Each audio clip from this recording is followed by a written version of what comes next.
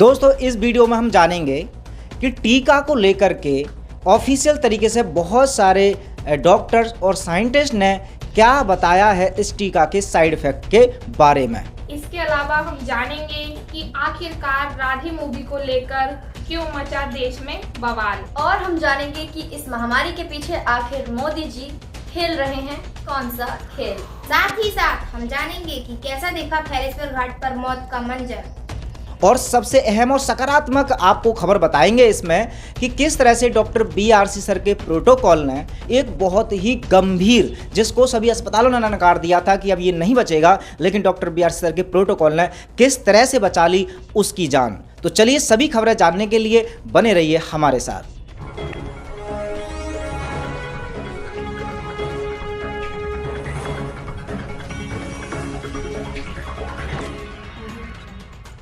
नमस्कार, मैं हूं सुमित आज़ाद और आप देख रहे हैं ग्लोबी न्यूज़। तो दोस्तों अभी हाल ही में कुछ डॉक्टर्स की कुछ वीडियोस वायरल हुई और वो ऑथेंटिक डॉक्टर्स हैं जिन्होंने ये सच में मान लिया है कि ये जो टीका है इसके बहुत सारे साइड इफ़ेक्ट भी पड़ रहे हैं। उनमें से जो सबसे ज़्यादा खतरनाक साइड इफ़ेक्ट है वो ये है कि बॉडी में ब्लड क्लॉट्स बन रहे हैं। अब ये कितने हानिकारक है, इनसे क्या इफेक्ट पड़ रहा है, वो आप एक बार गूगल में सर्च करके देखेंगे तो उसकी गंभीरता भी आपको समझ में आ जाएगी कि आखिरकार किस लेवल का ये दुष्प्रभाव आ रहे हैं टीका के। साथ ही साथ देखिए, अब एक तरफ जहां जितनी भी टीका अलग अलग कंपनियां, जितनी भी कंपनियों के टीका अब तक लगाए जा रहे हैं, सबके कुछ ना कुछ जो दुष्परिणाम हैं या नेगेटिव प्रभाव हैं वो सामने आ रहे हैं। लेकिन दूसरी तरफ वहीं हर एक स्टेट की सरकार, उनको चूंकि सुप्रीम कोर्ट या कोर्ट द्वारा, हाई कोर्ट द्वारा टारगेट दिया जा रहा है कि अपने स्टेट में इतने करोड़ या इतने लाख लोगों को टीका लगवाओ।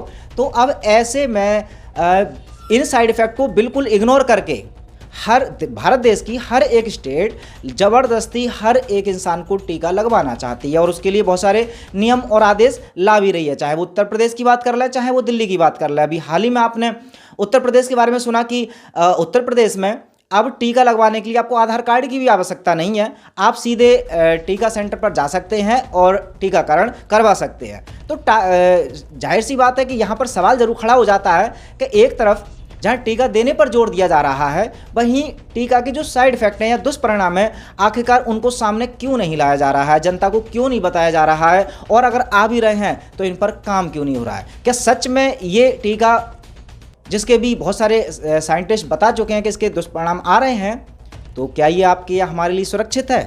आपकी राय जरूर जानना चाहेंगे इस खबर पर। और दोस्तों जो मैंने बताया था कि कुछ डॉक्टर्स के वीडियो वायरल हो रहे हैं जो कि इस टीका के बारे में ऑफिशियल तरीके से पूरे एविडेंस के साथ बता रहे हैं, वो वीडियोस अगर आप देखना चाहते हैं तो हमारे टेलीग्राम जो ग्रुप है उसको ज्वाइन कर लीजिए। उसका लिंक इस वीडियो के डिस्क्रिप्शन में मैं छोड़ दूंगा, वहां पर जाकर के और भी वीडियोज देख सकते हैं। तो फाइनली जो नरेश जी हैं, अब उन्होंने घर में अकेले रहने का निश्चय कर लिया। साथ ही साथ अब डॉक्टर BRC सर का जो प्रोटोकॉल था, फ्लू डाइट, वो स्टार्ट कर दी और 7 दिन के अंदर, सिर्फ 7 दिन के अंदर 73% जो इन्फेक्शन था उससे भी जंग जीत ली।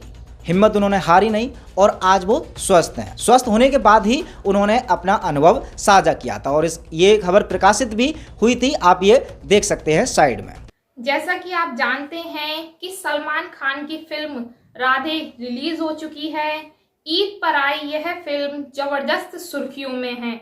सोशल मीडिया पर राधे फिल्म को लेकर कई तरह के ट्रेंड देखने को मिल रहे हैं, लेकिन सबसे चौंकाने वाली खबर तो यह है कि वहीं हाल ही में ट्विटर पर इस फिल्म का बहिष्कार करने की मांग उठ रही है, जिसकी वजह से राधे फिल्म का बहिष्कार करो हैशटैग के जरिए कई लोग पोस्ट करके बता रहे हैं।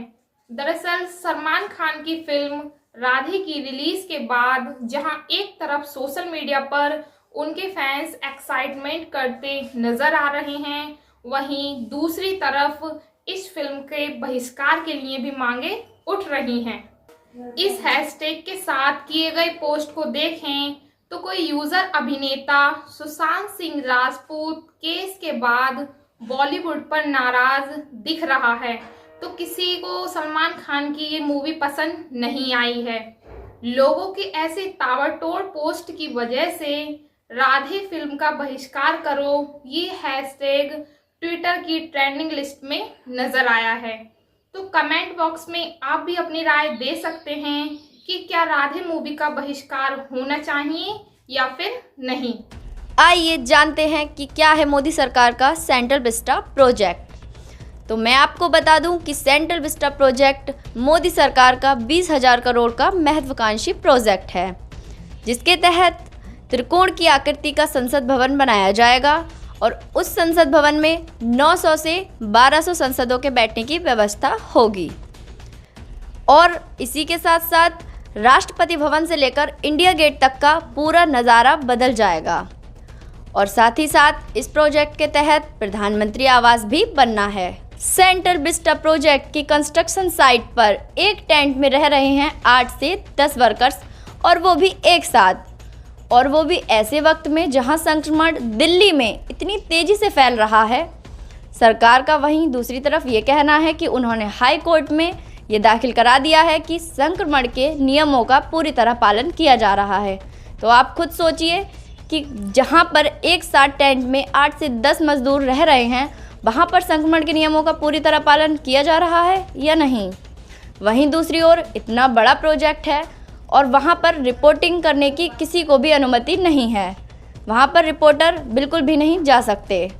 इस संक्रमण के कारण इतनी मौतें हुई हैं कि घाटों पर जगह कम पड़ गई और लंबे इंतजार और अनाप शनाप खर्चों से बचने के लिए ग्रामीण इलाके के लोगों ने अपने शवों को जो लेकर आते थे अपने मजबूरी के कारण ऐसे ही दफनाकर चले गए। घाटों पर शवों का अंतिम संस्कार तो पहले से ही चला आया है, लेकिन ग्रामीणों की माने तो पहली बार गंगा किनारे में बीच में शवों को सूखी बालू के अंदर दफनाकर चले गए। और जब वहाँ बारिश आई तो बारिश के कारण शवों के ऊपर से जो बालू थी वो हट गई और लाशें इधर उधर ऐसे ही दिखने लगी।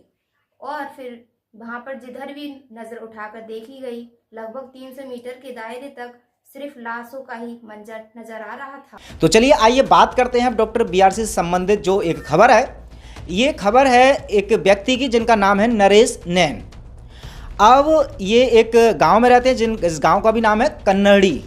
तो इनको अभी कुछ दिन पहले 4-5 दिन लगातार बुखार आया था। बुखार आने के बाद इनको सांसों में भी तकलीफ होने लग गई। ये जैसे एक आम आदमी की तरह है, ये अस्पताल की तरफ भागे। अस्पतालों ने उनको दवाई गोली करवाई, लेकिन वहाँ पर जो कोई फ़र्क नहीं हुआ और रिपोर्टों में बताया गया कि इनकी बॉडी में 73% इन्फेक्शन हो चुका है।